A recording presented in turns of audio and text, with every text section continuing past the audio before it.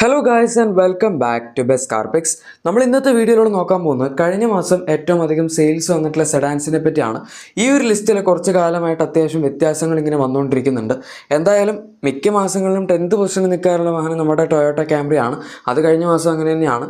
ക്യാമ്രിക്ക് കഴിഞ്ഞ മാസം 126 വാഹനങ്ങളുടെ സെയിൽസാണ് ലഭിച്ചത്. ജൂൺ മാസം 2024 നോക്കുകയാണെങ്കിൽ 143 വാഹനങ്ങളുടെ സെയിൽസ് ആയിരുന്നു ലഭിച്ചിരുന്നത്. നമ്മളിത് മന്ത് ഓൺ മന്ത് ബേസിലാണ് കമ്പയർ ചെയ്യുന്നത്. ഞാനിപ്പോൾ പറഞ്ഞ ആദ്യത്തെ ജൂലൈ മാസത്തിലെ സെയിൽസ് ആണ്. നമ്മളിപ്പോൾ മന്ത് ഓൺ മന്ത് കമ്പയർ ചെയ്യുമ്പോൾ 17 വാഹനങ്ങളുടെ വ്യത്യാസമുണ്ട്. അതുപോലെ തന്നെ 11.89% ഡീ ഗ്രോത്ത് റേറ്റും വന്നിട്ടുണ്ട്. ഇപ്പോൾ ഈ കൂട്ടത്തിൽ നോക്കുകയാണെങ്കിൽ 10 വണ്ടികൾ ടോട്ടൽ 4 വണ്ടികൾക്കാണ് ഡീ ഗ്രോത്ത് വന്നിരിക്കുന്നത്. അതിൽ തന്നെ മൂന്നാമതായി ഏറ്റവും കൂടുതൽ ഡീ ഗ്രോത്ത് പെർസെൻറ്റേജ് വന്നിരിക്കുന്ന ക്യാമ്രിക്കാണെന്ന് ഒരു രീതിയിൽ പറയാം. അല്ലെങ്കിൽ നമുക്ക് വേണമെങ്കിൽ രണ്ടാമതായി ഏറ്റവും കുറവ് ഡീ ഗ്രോത്ത് പെർസെൻറ്റേജ് വന്നിരിക്കുന്ന ക്യാമ്രിക്കാണ് എന്നും പറയാം. പക്ഷേ എന്തൊക്കെ പറഞ്ഞാലും ഈ വാഹനം CKD ആയിട്ടാണ് വരുന്നത്. അതുകൊണ്ട് ഇതിന് എത്രയൊക്കെ ഡീ ഗ്രോത്ത് വന്നാലും കുഴപ്പമില്ല. ഇതിൻ്റെ സെയിൽസ് അല്ലാതെ നോക്കുകയാണെങ്കിൽ നല്ലതാണ്. ഇനി 9th പൊസിഷനിൽ നിൽക്കുന്ന വാഹനം നമ്മുടെ മാരുതി സുസുക്കിയുടെ സിയാസ് ആണ്. സിയാസിന് കഴിഞ്ഞ മാസം 603 വാഹനങ്ങളുടെ സെയിലാണ് ലഭിച്ചത്. കുറച്ച് സെയിൽ കൂടിയിട്ടുണ്ട് കേട്ടോ മന്ത് ഓൺ മന്തിൽ. കാരണം ജൂൺ മാസത്തിൽ 572 വാഹനങ്ങളുടെ സെയിൽസ് ആയിരുന്നു ലഭിച്ചിരുന്നത്. അതായത് വ്യത്യാസം വന്നിരിക്കുന്നത് 31 വാഹനങ്ങളുടെയും ഗ്രോത്ത് പെർസെൻറ്റേജ് 5.42% ആണ്. സംഭവം പറഞ്ഞു വരുമ്പോൾ വലിയ ഗ്രോത്ത് പെർസെൻറ്റേജ് ഒന്നുമില്ല. നമ്മളിപ്പോൾ ഈ ലിസ്റ്റിൽ നോക്കുകയാണെങ്കിൽ ഏറ്റവും കുറവ് ഗ്രോത്ത് പെർസെൻറ്റേജ് വന്നിരിക്കുന്ന ഒരു വാഹനമാണ് സിയാസ്. പക്ഷേ അറ്റ്ലീസ്റ്റ് ചെറിയ വോളിയം സെയിൽസിലെങ്കിലും കുറച്ച് ഇൻക്രീസ് വരുന്നുണ്ടല്ലോ. ഇത് സത്യം പറഞ്ഞാൽ അവർ ഈ വണ്ടിയിൽ കുറച്ചൊരു അപ്ഡേറ്റ് പോലെ എന്തെങ്കിലും കൊടുക്കുകയാണെങ്കിൽ ഒരു മേജർ ഫേസ് ലിഫ്റ്റ് കൊടുക്കുകയാണെങ്കിൽ വേണമെങ്കിൽ ഈ വാഹനത്തിൻ്റെ സെയിൽ 1000 to 2000 അടുത്തെങ്കിലും അവർക്ക് എത്തിക്കാൻ പറ്റുമായിരിക്കും. പക്ഷെ അതവർ ചെയ്യാത്തതുകൊണ്ടാണ് ഇപ്പോഴും ഈ വാഹനം ഇങ്ങനെ വളരെ താഴെ നിലയിൽ നിൽക്കുന്നത് സെയിൽസിൻ്റെ കാര്യത്തിൽ. എനിവേ അതെന്തായാലും ആവട്ടെ. ഇനിയിപ്പോൾ അടുത്ത 8th പൊസിഷനിൽ നിൽക്കുന്ന വാഹനം സ്കോഡ സ്ലാവിയാണ്. ഈ വാഹനം അത്യാവശ്യം നന്നായിട്ട് തന്നെ താഴേക്ക് വന്നിട്ടുണ്ട് എന്ന് പറയേണ്ടി വരും. കാരണം കഴിഞ്ഞ മാസം ജസ്റ്റ് 793 വാഹനങ്ങളുടെ സെയിൽ മാത്രമേ അതിന് ലഭിച്ചിട്ടുള്ളൂ. എന്താണ് പെട്ടെന്ന് പറ്റിയെന്നറിയില്ല. കഴിഞ്ഞതിന് മുന്നത്തെ മാസം അതിന് മുന്നത്തെ മാസമൊക്കെ നല്ല സെയിൽ കിട്ടിക്കൊണ്ടിരുന്ന വണ്ടിയാണ്. ജൂൺ മാസത്തിൽ തന്നെ 1230 വാഹനങ്ങളുടെ സെയിൽ ഇതിന് കിട്ടിയിട്ടുണ്ടായിരുന്നു. മെയിൽ അതിലും കൂടുതലുണ്ടായിരുന്നു. ഇവിടെ ഇപ്പോൾ നമ്മൾ മന്ത് ഓൺ മന്തിൽ ഡിഫറൻസ് എടുക്കുകയാണെങ്കിൽ 437 വാഹനങ്ങളുടെ വ്യത്യാസമാണ് വന്നിരിക്കുന്നത്. അതുപോലെ തന്നെ 35.53% ഡീ ഗ്രോത്ത് റേറ്റും വന്നിട്ടുണ്ട്.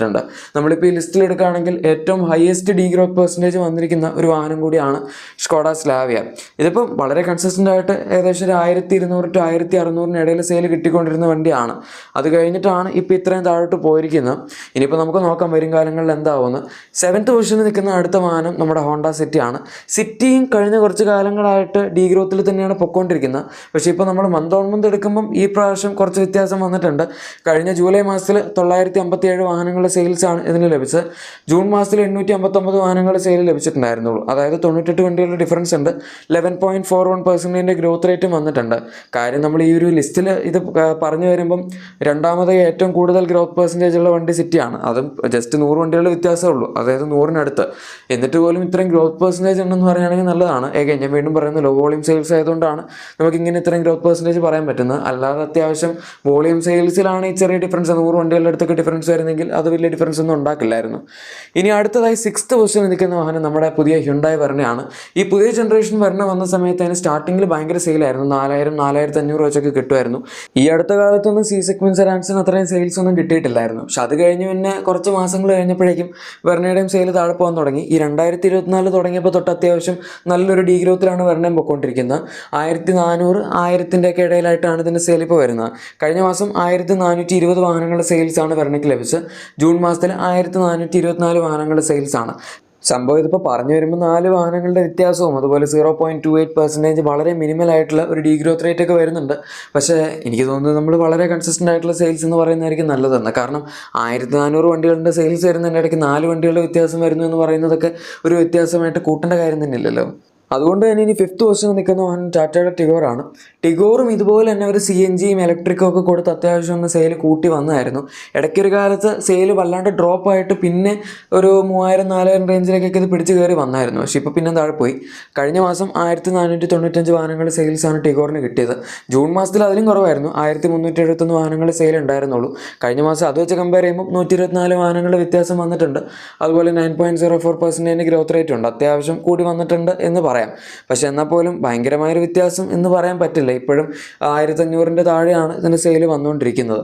ഇനിയും ഈ വണ്ടിയുടെ സെയിൽ കൂട്ടാൻ ടാറ്റയ്ക്ക് താല്പര്യമുണ്ടെങ്കിൽ ഉറപ്പായിട്ട് ഒരു വല്ല ജനറേഷൻ അപ്ഡേറ്റും കൊടുക്കേണ്ടി വരും. അല്ലാതെ ഇനിയിപ്പോൾ ഫേസ് ലിഫ്റ്റ് കൊണ്ട് കാര്യം നടക്കും എന്നെനിക്ക് തോന്നുന്നില്ല. അപ്പോൾ കുറേ കാലമായി ഈ വണ്ടി. ഇനി ഫോർത്ത് പൊസിഷനിൽ നിൽക്കുന്നത് കഴിഞ്ഞ കുറച്ച് മാസങ്ങളായിട്ട് ബാക്കി സി സെഗ്മെന്റ് സെഡാൻസിനെ എല്ലാം കടത്തി വെട്ടി വളരെ കൺസിസ്റ്റൻ്റ് ആയിട്ട് സെയിൽസ് ഡെലിവർ ചെയ്തുകൊണ്ടിരിക്കുന്ന നമ്മുടെ ഫോക്സ് വാഗൻ വെർട്ടസ് ആണ്. കഴിഞ്ഞതിൻ്റെ മുന്നത്തെ മാസങ്ങളിലും അതുപോലെ കഴിഞ്ഞ വർഷമൊക്കെ നോക്കുകയാണെങ്കിൽ ഇത് മിക്കവാറും ഒക്കെ സ്ലാവിയുടെ അടുത്തൊക്കെ ആയിരുന്നു സെയിൽസ് കിട്ടിക്കൊണ്ടിരുന്നത്. സിറ്റിയും വെർണയൊക്കെ സെയിൽസിൻ്റെ കാര്യത്തിൽ ഇതിനെ ഓവർടേക്ക് ചെയ്ത് പോയായിരുന്നു. പക്ഷേ ഈ വർഷം തുടങ്ങിയപ്പോൾ തൊട്ട് ഈ വണ്ടിയെ പിടിച്ചിട്ട് കിട്ടിയിട്ടില്ല ആർക്കും. കാരണം കഴിഞ്ഞ മാസം 1766 വാഹനങ്ങൾ സെയിൽസിന് കിട്ടിയിട്ടുണ്ട്. ജൂൺ മാസത്തിലും 1656 വാഹനങ്ങൾ സെയിൽസിന് കിട്ടിയിട്ടുണ്ട്. 110 വണ്ടികളുടെ ഡിഫറൻസും 6.64% ഗ്രോത്ത് റേറ്റും ഒക്കെ ഉണ്ട്.